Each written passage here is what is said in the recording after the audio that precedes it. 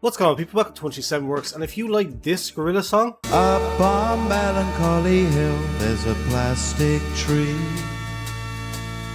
Are you here with me? stick around to find out how I made my own original cover using some elements from the original song, combined with my own personal style and taste to kind of create this mellow, smooth little vibe of a track that I put out recently. If that sounds interesting to you, stick around.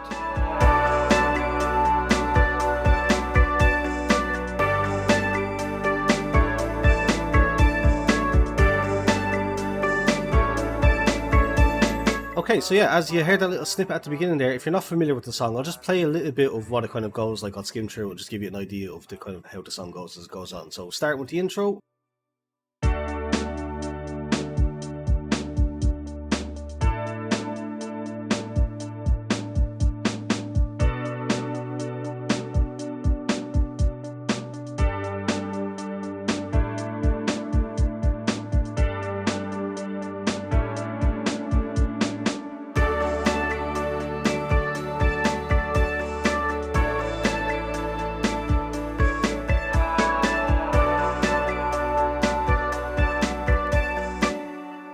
The main intro and the first theme, and then comes into the choruses. So I'll just skip towards the end where we have some more. Melancholy Hill,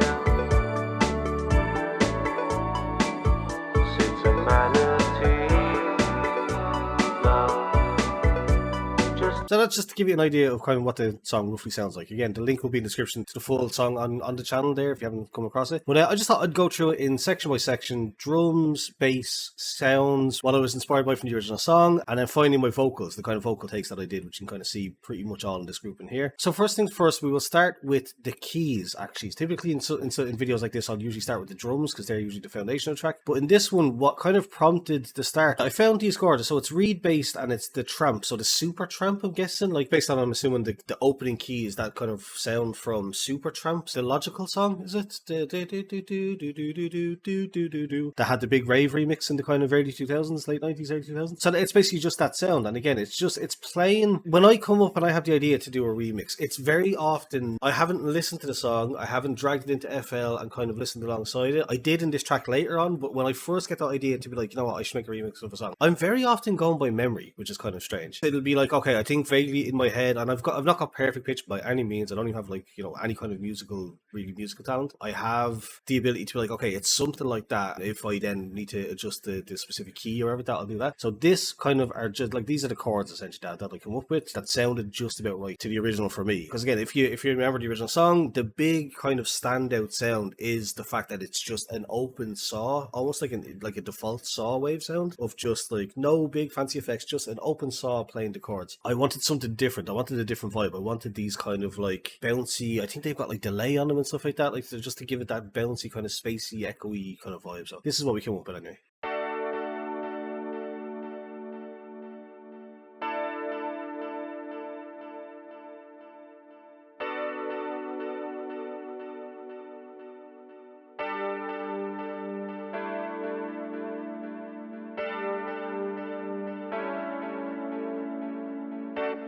And then again, it's a compressor and a delay. That is literally it, just to give you some idea without the two effects. So not even like a reverb, just again, fab filter, Pro C compressor, and a classic delay from that JR House plugin set or whatever. And then just the volume's just turned down. I don't even have like an EQ or like that, because again, it's mostly in the kind of high mid range, so it wasn't particularly necessary in this case. So then next up will be the bass. So again, just very straightforward. I should be able to skim through this. The bass sound is kind of just the default one that I've been using a lot lately, which is Triton Extreme, and it's the E bass Ray with maybe a bit of tweaking to the specifics. And I can see there, it's got again a fab filter, Pro C2 compressor, and a parametric EQ, just taking off some of the high end, and a parametric EQ just taking off some of the low end where the kick is in the drums. That's a mixing technique that I use. But basically what's interesting about the kick, there's not too much, it's not particularly fancy or anything like that. So what I'm doing is basically the bass is just playing like a legato long note to go along with the chords in the beginning. So you've got,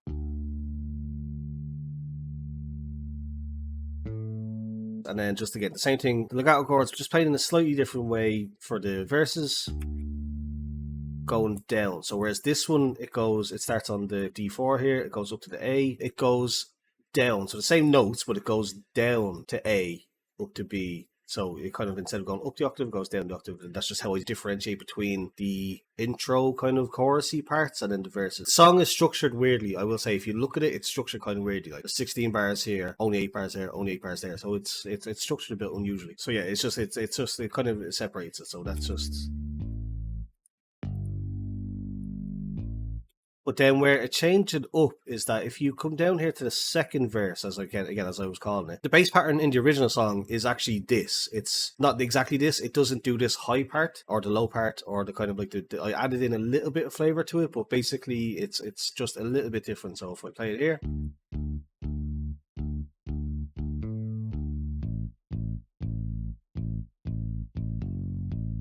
But you get the idea. So instead of just the legato notes, it's actually playing like a plucked kind of like. And again, I'm sure the Gorillaz, it's somebody playing the actual bass probably in the original song. But so when you combine it with the drums then and stuff, it just adds a different little swing and funk to change up the second half of the song a little bit. So that's the bass. I guess we will do the drums next. So the first thing that we have is the chorus drums, as they're the first ones that come in. And so it's basically me playing a kit that I built in LPD8. So using the LPD8 with my kind of preset and stuff, playing on my Akai LPD8 Mark II over there. So I just had the kick, the snare, the hi-hats, which are the same, just for volume. Instead of using sensitivity, I like to use just a louder one and a quieter one. We have a perk. So when you combine all the drum sounds, basically then all playing at the one time, once everything kicks in towards the end of the song, you get something that goes like this.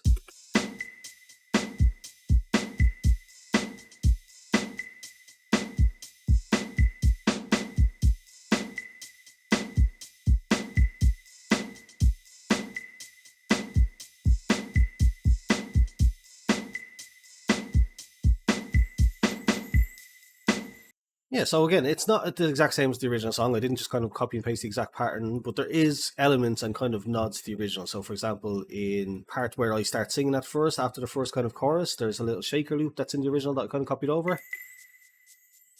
And that kind of just gives you that little, pumps it along with all the rest of the music that's going on, and as the vocals come in, there's something in the background that's percussion to kind of keep it going. But yeah, that's pretty much, I kind of added in like a ride here.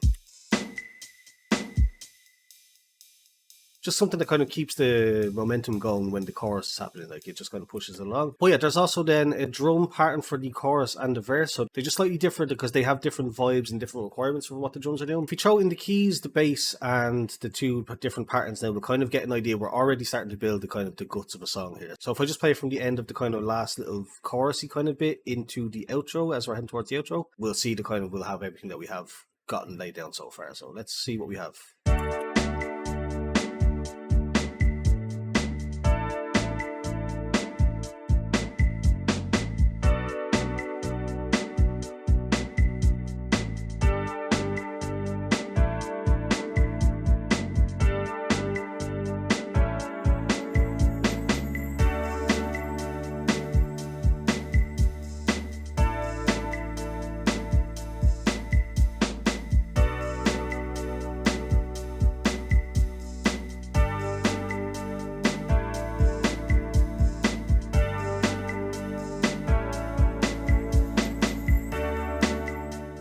As far as what's on the drums then, in terms of processing, we have a LA2A compressor, a VPS filter, which I think will just be cutting off a bulk of the low end, parametric EQ adding in just where the kick, about 20% of Q, where the kick kicks, to meet that little divot in the bass that you see us take out earlier on. Again, that's that little kind of producer trick I've picked up over the years. And then we have an RX950 from Indophonic, which is cutting off about 8K, which is just doing some of the lo-fi kind of gritty work. Just lop off some of that high end on and kind of do a bit of saturation kind of thing on the drum. So next up, we start looking into building the lead. Now, again, one of the biggest parts of the song is its catchy hook, that lead.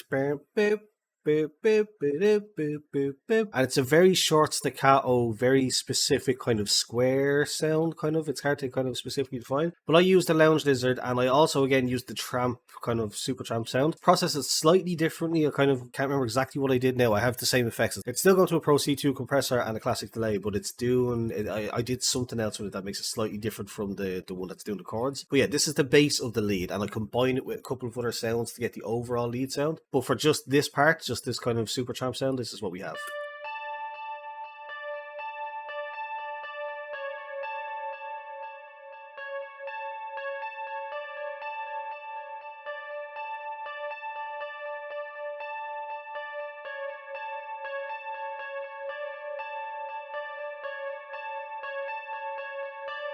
Again, on the surface, it sounds a bit strange compared to the original because the original, again, is so very just like short and sweet and doing exactly what it needs to do. Whereas this is all ethereal and spacey and echoey and delayed and everything like that. But again, when you combine it with everything and with the other version of the lead, which I have somewhere, which is now a harmony to the lead, and I'm using Nemesis. So this is, I think, Tone 2 Nemesis 2. Yeah, so it's keys, distant key, STS. And again, this one is going through an LA2A and a filter. No, it's actually not. The compressor's turned off on this one, but just a VPS filter, I assume, just to take away the low end. And you have just this kind of harmony to the main lead sound. And I think there's a third one that comes in as well. So for now, this is what we have for the second piece.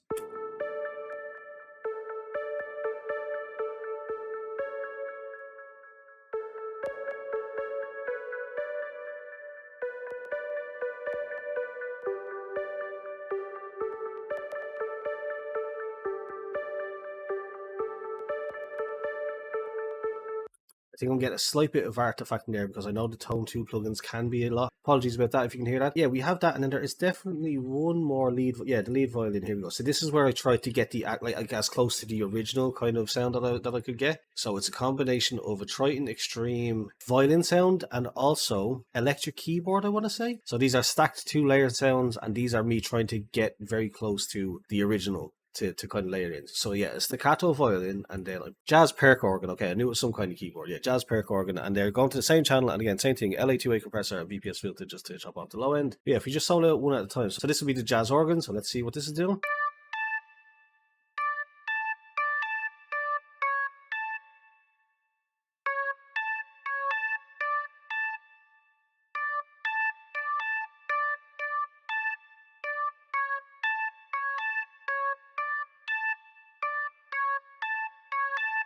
That's where you're getting a lot more of that, like, kind of, again, almost squarey, triangle. There's that tone that's in the original sound that's just lovely. So that's me trying to find that. That was the closest that I get with that attempt. Again, on the same layer, we have this kind of staccato violin doing this.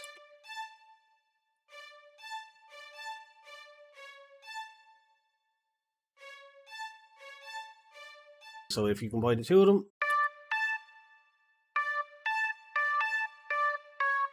you get the idea. But if you combine them all together, you get something that's similar and paying homage to the original, but is different. So if I just single out all the lead harmonies, we get this.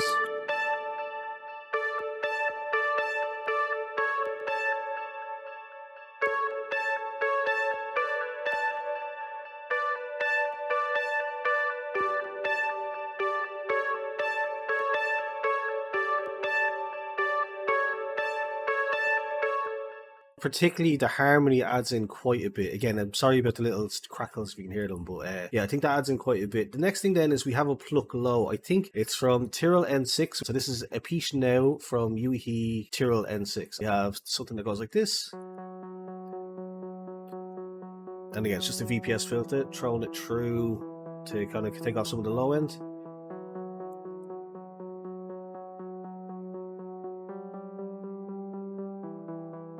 So it sounds weird by itself, but again, in context with the rest of the song, it makes sense. And that is also, I want to say, being affected by this cutoff here. So it's actually raising.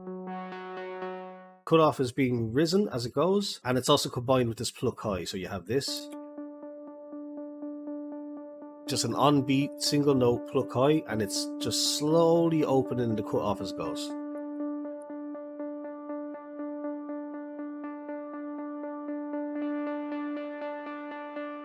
And the point is that when it gets into the chorus, then it takes a little beat, and then it comes in the loudest kind of cut off, like kind of, you know, open saw. It's not abrasive, it's not in your face, but it's just adding a bit more texture.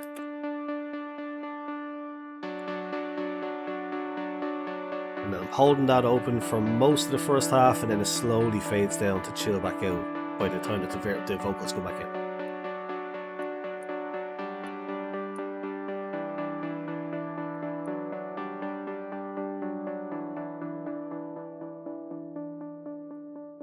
So again, it makes more sense when you hear it with everything. So let's just, again, I won't do the leads. I'll throw the leads in there. I just want to hear the kind of individual sounds with drum. Now, what I will say is that this is very lo-fi-y of a sound. It's intention, like it's inherently detuned, I want to say. Like not by me now. It was just a preset that I found that I liked. I think it's got some, like it must have some mad detune applied because it does sound like it's a little bit out tuned. That's not like, it's not just a glitch or something that I need to fix. It's intentionally in the sound that I chose. I wanted it to be kind of a bit dirty, gritty, lo-fi, out of tuney, wobbly, warbly kind of sound. And so that's why if you hear that was pretty much kind of the point, the intention. So.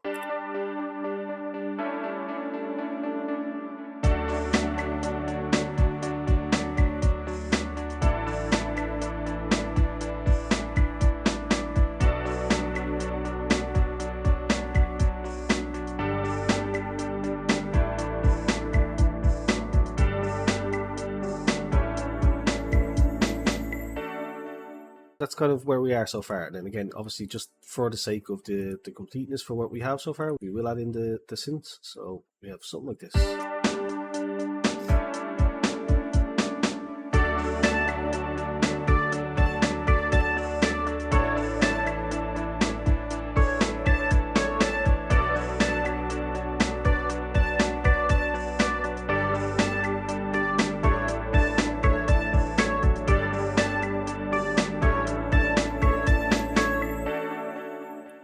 Okay, so next up we have another Triton Extreme sound, which is Starry Night, I think it was. Not Starry Night, that's the Vincent van Gogh painting. Starlight Night, close enough, I'll take that. And it's just in a kind of, again, as I put it here, an offbeat synth. So it plays like every third or every sixth or something like that. Again, I'm not great with the theory. It sounds something like this.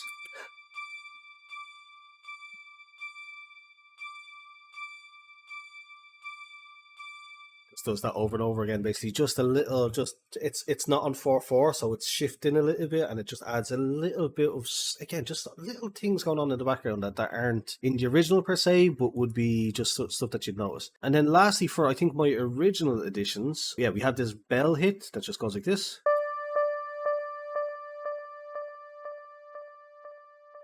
Straightforward, just a bell hit with, and it's not reverb, I don't think. No, it's a compressor and a filter, but it is obviously automated to go down. Well, less so automated, more so that I'm using the velocity to pull it down, pull the volumes down. It's much of a muchness. I could have just used the delay, but the specific approach that I took was to use it that way. And the sound comes from Ultra Analog Sessions. It is Melancholy, which to me is very similar in a way to Melancholy. That's it. That's the joke. That's the whole big thing. Like, it just sounded like Melancholy. I was like, what are the odds that I'd find something called Melancholy on a song that's called Melancholy Hill? So that's that. There's the bell hit there, yeah. This is the chorus as it stands in the song as you heard it. This is everything that we have.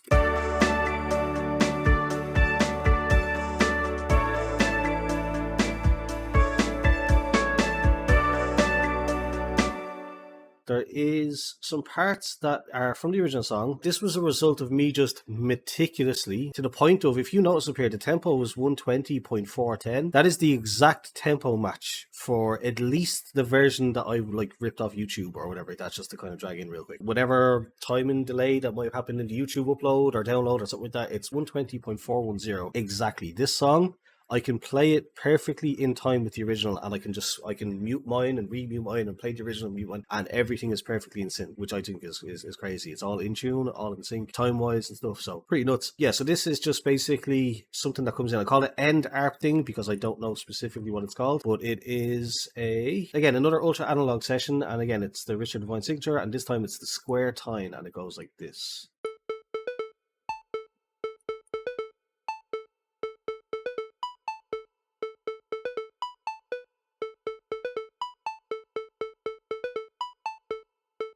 That's kind of an obvious, not an obvious out, but that kind of will stick out to you. If you listen to the original one, you'll hear it. And I just have it fading out. So as this part kind of comes to an end, it fades out. But it's something that comes in around the second chorus, I guess, if that's what I'm calling the chorus, I suppose. That just comes in there, and then it plays throughout the end for most of the outro to the song. There's this bit that comes in here a bit earlier that I probably technically should have done first. This comes in when I first start singing, or when Damon Albarn obviously first started singing the original. So this is just a little melodic piece that's lovely. It is from the Cork Triton Extreme. Again, I kind of got a bit of mileage out of this plugin. So this is the soft vibraphone plugin. Again, I was probably doing tweaks to get the sound might have had a short tail or release that I would have had to fix for some of these bits or something like that. But again, they're not a million miles away. So we have this part here.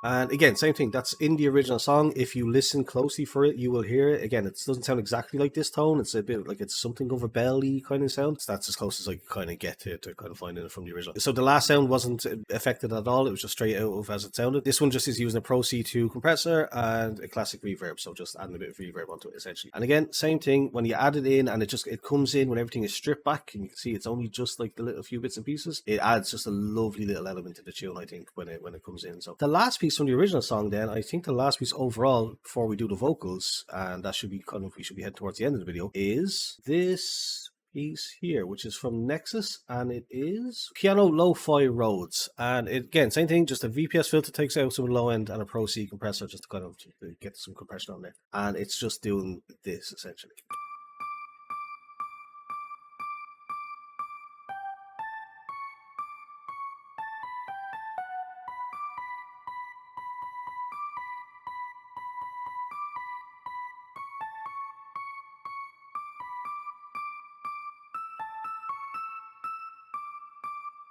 Sounds crazy. If this is how Damon wrote it at the time, the man really is every piece of musical genius that he is kind of given the credit for being. Like, that's just such a different, unusual melody or kind of like set of notes to put in that way. Like, they work so well, but they're just like, who would think to write something like that? Like, you know, kind of way. Now, again, I could have it wrong. I could be hearing parts of like the vibraphone that's actually in this. I could be hearing parts of this that's in the Rhodes and stuff like that. It could be all over the place, but this is just how I heard it to my ears when I listened to it. It sounds right. So if we just add in all the bits, we have something that goes like this. I'll do it with the bass actually as well.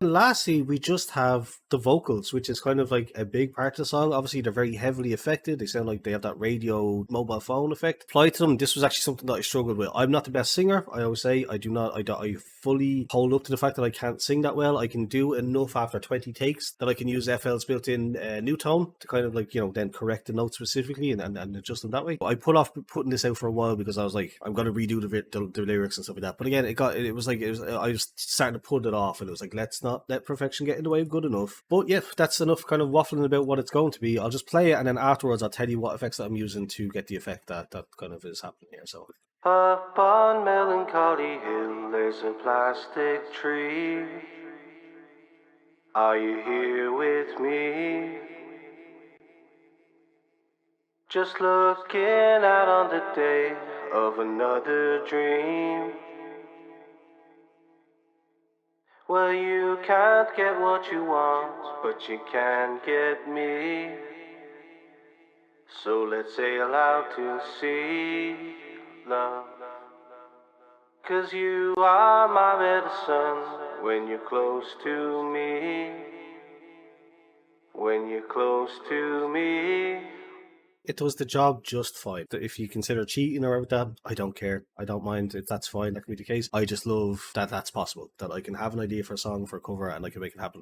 So, as you can hear, it's very affected. What is happening? We have, again, LA2A compressor, a reverb, but then there's a Pro Q3, so an EQ from FabFilter, a delay, a VPS filter, and a Pro Q3. And they are all doing different things. And I know that seems ridiculous, because why would you need 3 different types of EQs? But to get the specifics of the range that I was trying to push and take away in the different zones, I just found that that's the setup that worked. Again, stupid, but it works. It's not stupid. Like that's the kind of mindset that I was thinking there. So when we combine everything, this is the first verse where I first start singing from the bottom half of the kind of the first chorus. So we'll go from there to there, and we won't do the whole thing, but just to kind of give you an idea of where we're at. So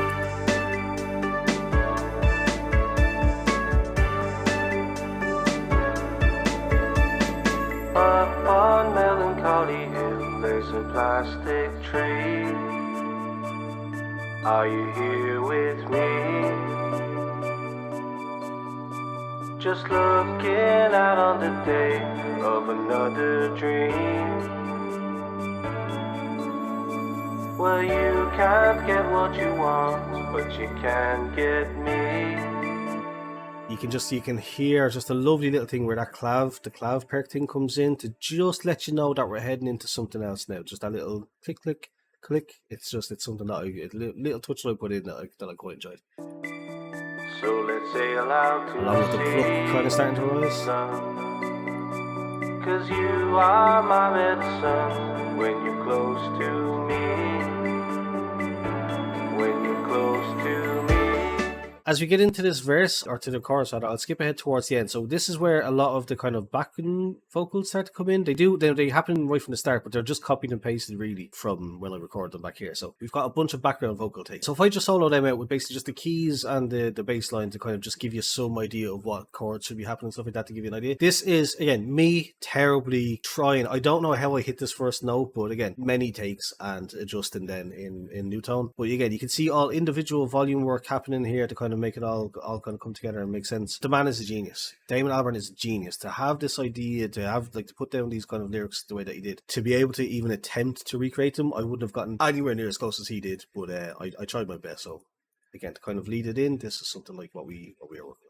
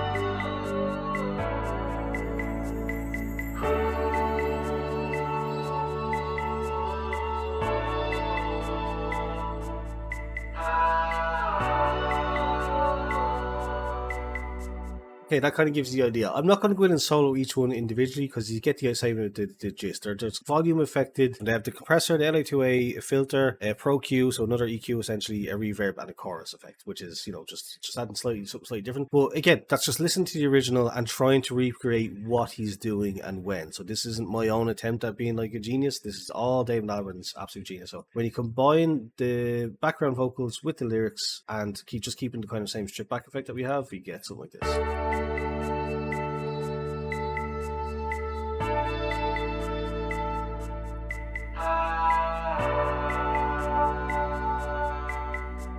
If you can't get what you want, then come with me. Up on Melancholy Hill sits a... I am aware that it does sound like they are out of tune. I can hear it. I do feel like I'm a little bit sharp or flat with that, but I'm using the new tone thing, which automatically, like when you turn the center up, it turns them into being in key. So I don't know why that's the case. But if you're hearing that and be like, hey, there's something not right there, I do hear that. I just don't know what's causing it. I think in the context of the song overall, it doesn't sound terrible. It's not distractingly bad or anything like that. It's fine, I guess. But yeah, I do just to be clear again. I was trying to let perfection not get in the way good enough, so I said it's fine, it does the job, I will put it out, and people seem to enjoy it. So sits a manatee, love, just looking out for the day when you're close to me, when you're close to me.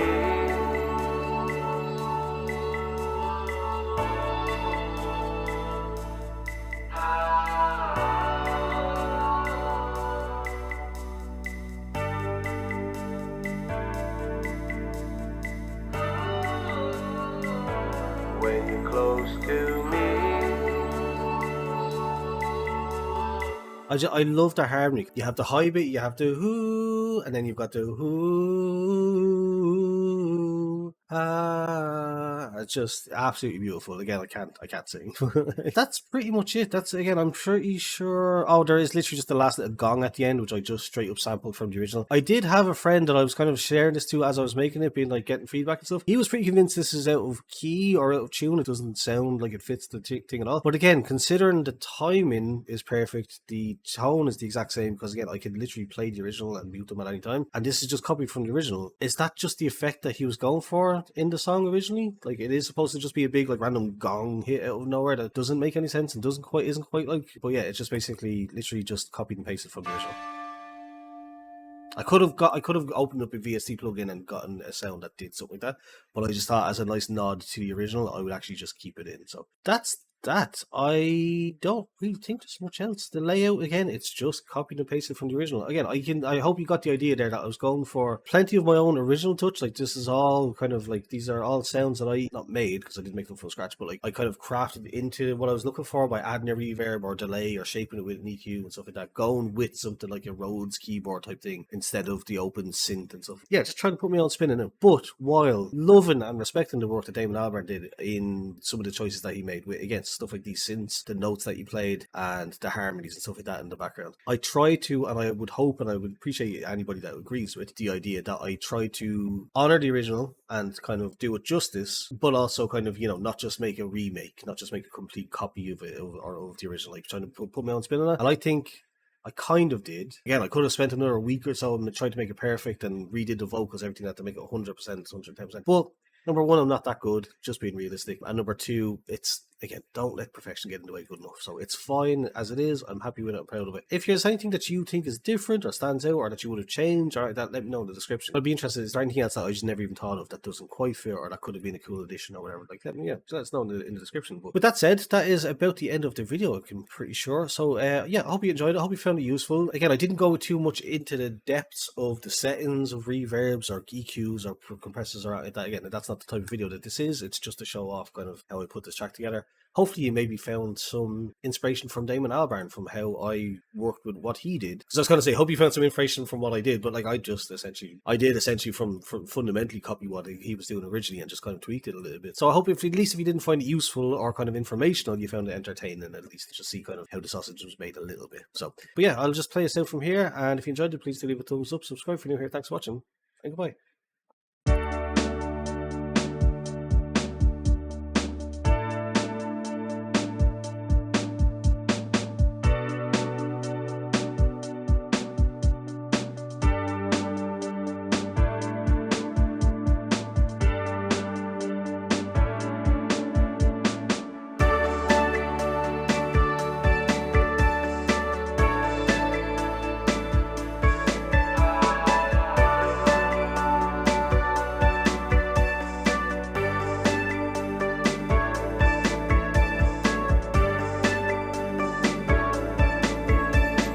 Up on Melancholy Hill, there's a plastic tree. Are you here with me? Just looking out on the day of another dream. Well, you can't get what you want, but you can get me. So let's sail out to sea.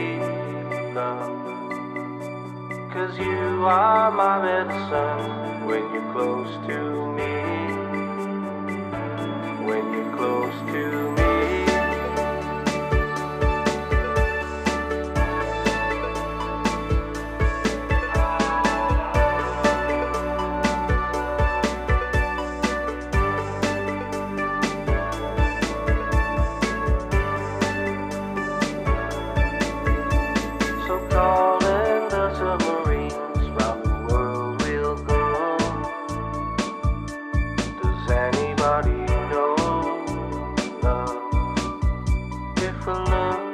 Out on the day of another